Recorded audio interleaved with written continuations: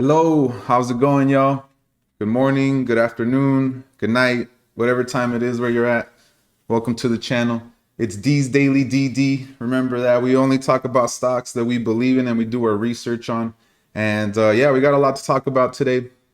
Before we get into the stock stuff, yeah, I put up some sneakers. If you guys don't know, I'm actually like a big sneakerhead. I love classic Jordans, you know, the retros and all that stuff. So I actually have some that I wear and some that I don't, right? So if you're a sneakerhead, it's called dead stock, right? So I'm just gonna show you these real quick. Some of my favorite ones that I got.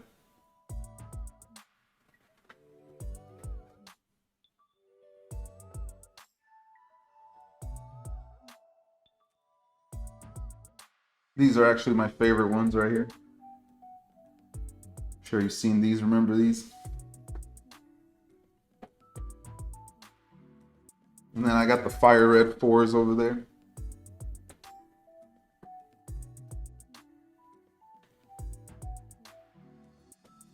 Check this out.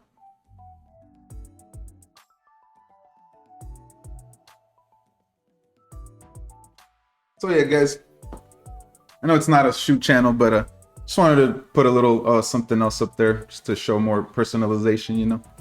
Yeah, so let's get into it. We're gonna talk about Lucid today. We're gonna talk about AMC, and we're gonna talk about BITFARMS. And then I got a little bit of information on Loopring. I actually started a position in Loopring like a couple days ago, so I want to talk about that too. Okay. Yeah, so before we waste any more time, oh yeah, before we move on, if you haven't subscribed already, please hit that subscribe. It helps with the YouTube algorithm and all that stuff. I'm not one to constantly be saying it, but yeah, I'll appreciate it, greatly appreciate it if you just hit the subscribe button, okay? Thank you. Let's go.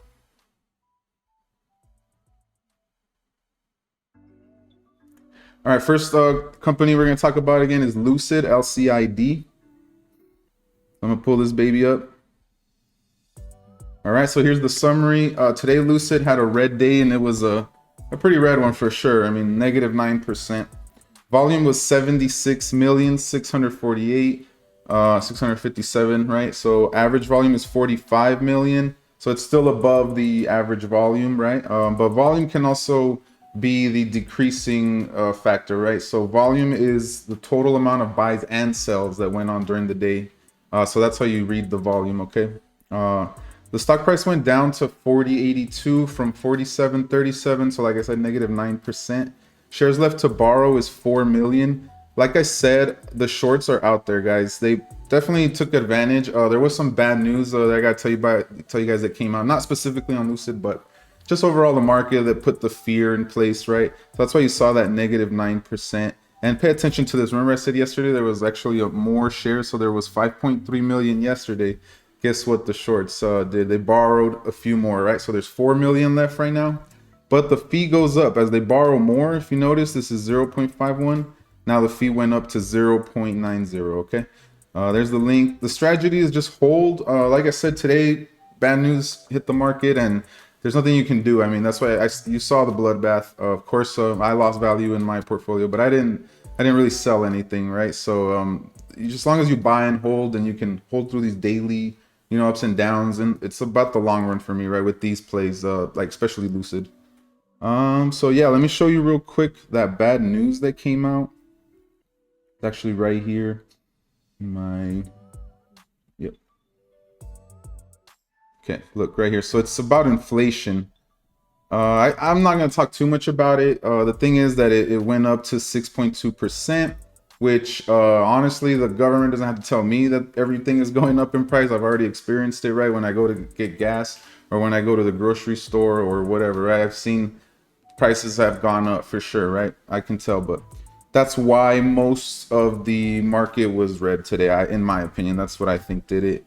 And consumer prices surge at the fastest pace in more than 3 decades in October as fuel costs pick up, supply chains remain under pressure, and rents moved higher. Bad news for economic policymakers as the Federal Reserve and the Biden White House, right? But I think this is just going to be temporary. I don't think it'll be very long term, right? It's just something we got to move past, okay? And then we can go ahead and look at this video that I wanted to show you guys too. So there was a Lucid car that was at a car show, right? Just all kinds of cars.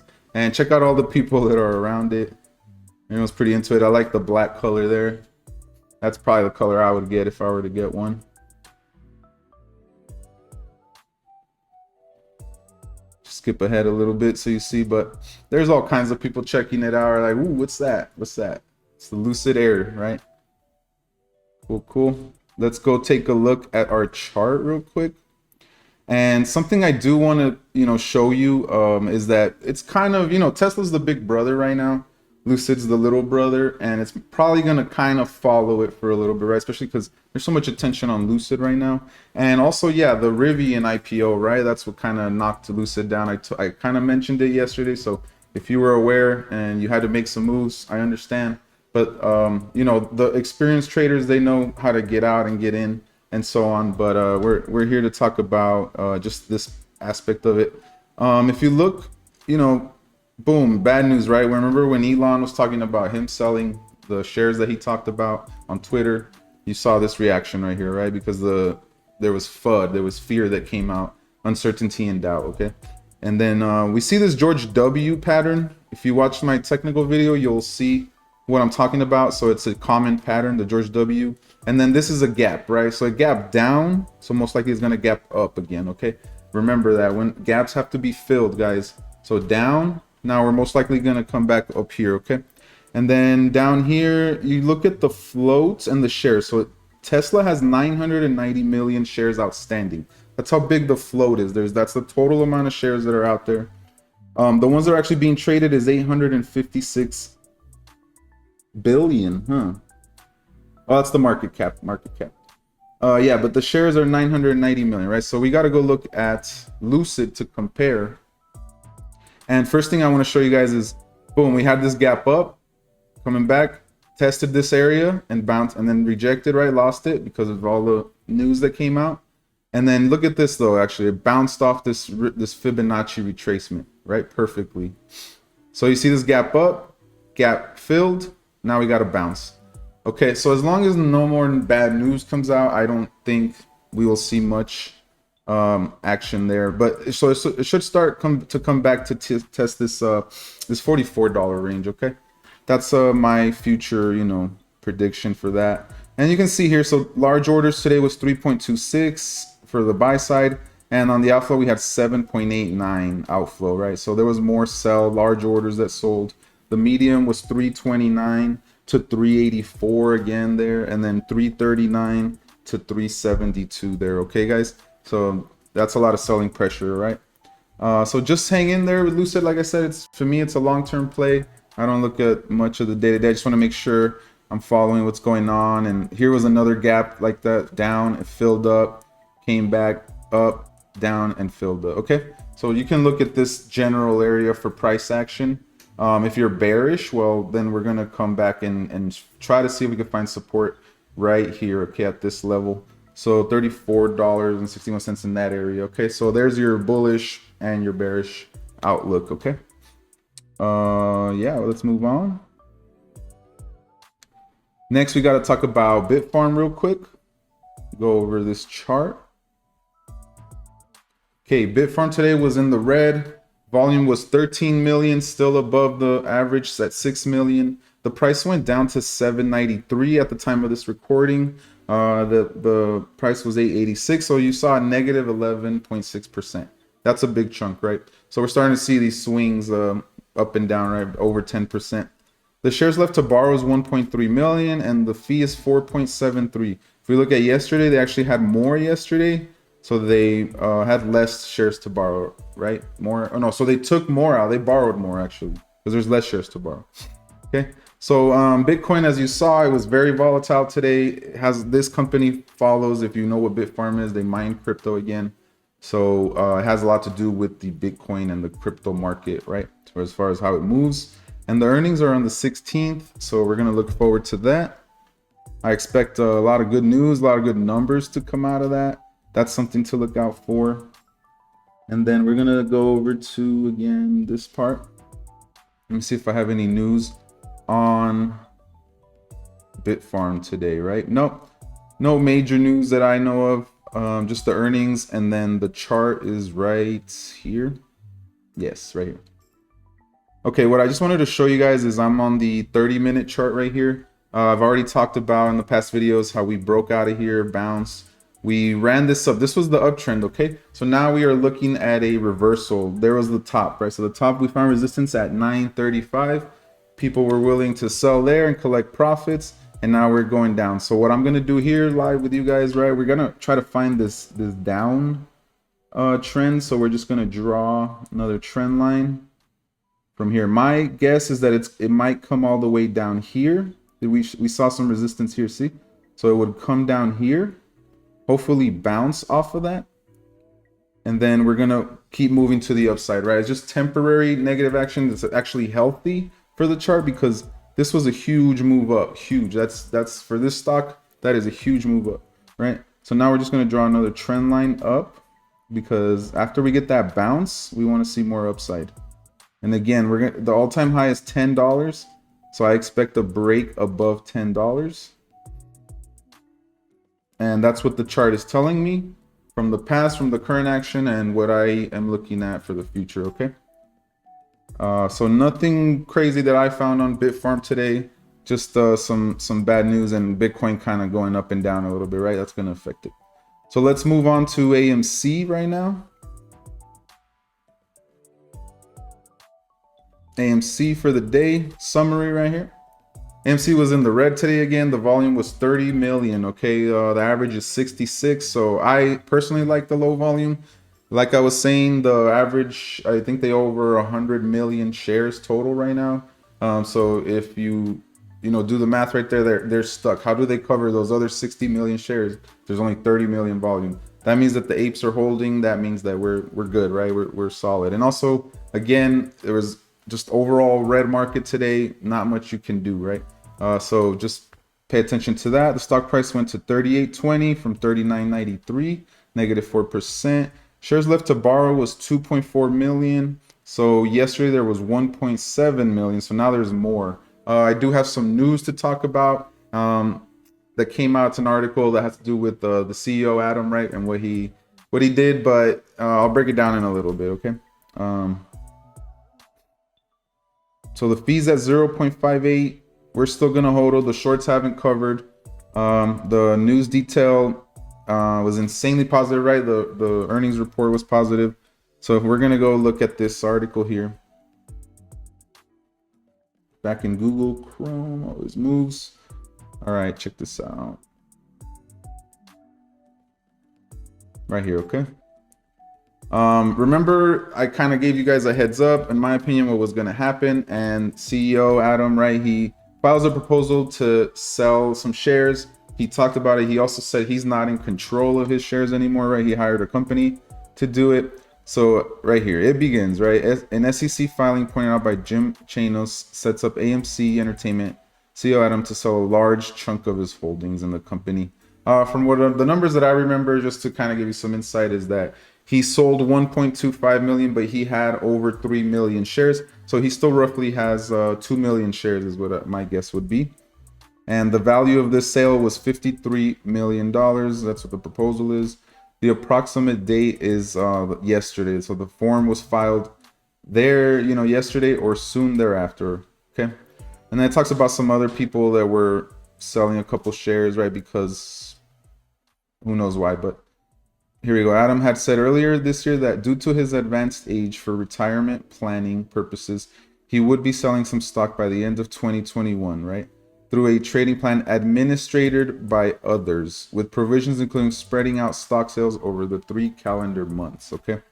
He reiterated that, in fact, the AMC's earnings call on Monday, saying you should expect to see some stock transactions on my behalf. All right, so that kind of also pushed into, so on top of the negative news with the inflation, you probably had some of the shares that were sold with Adam, and then you got the shorts, of course, shorting more, right? So that's the price action that you see between yesterday and today.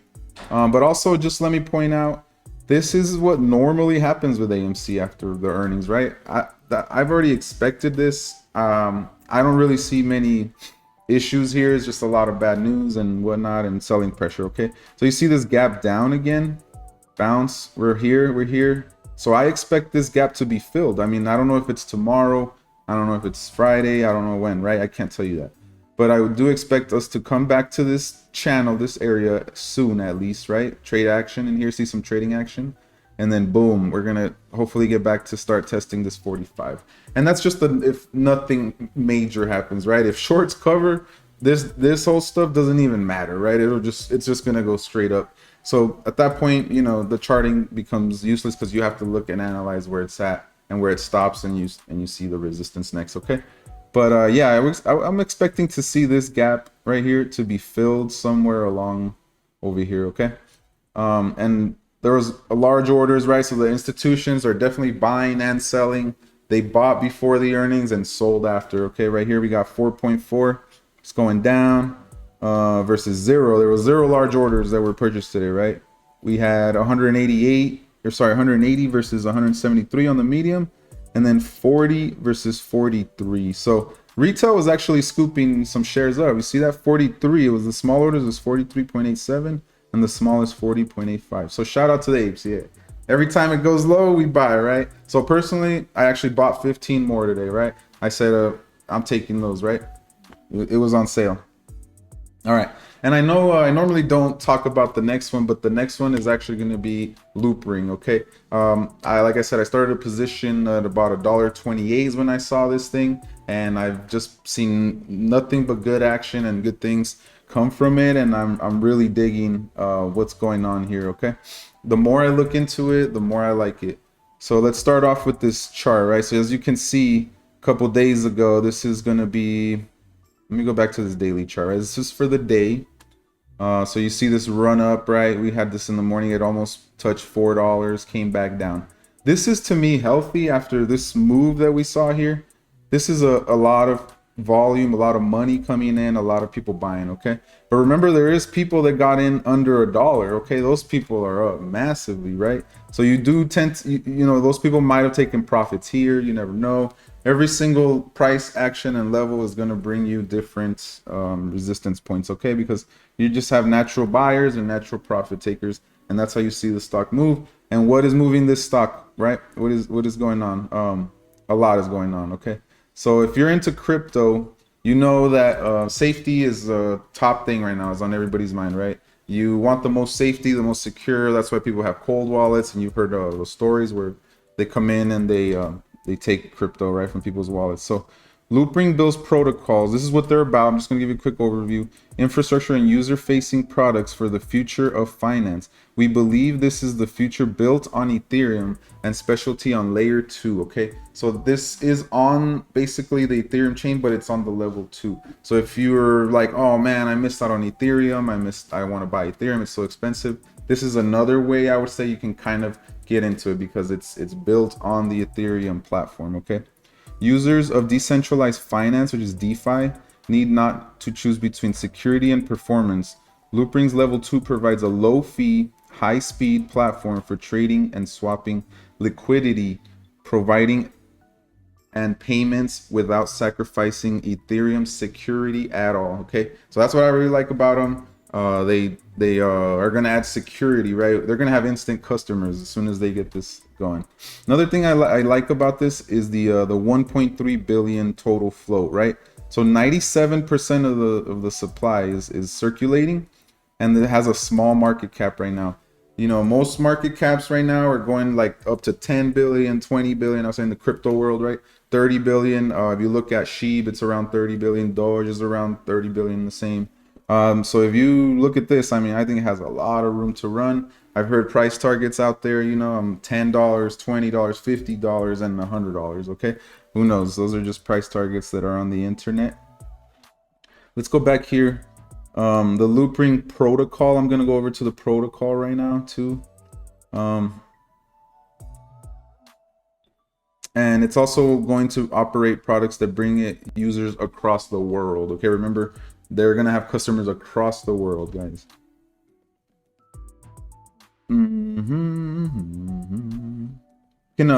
I'll put this link again in the description. Okay, guys. So we're coming up here on some time. So I just want to kind of give you a breakdown where Loopring is at, and you can decide if it's a good time or not to get in, right? It's up to you.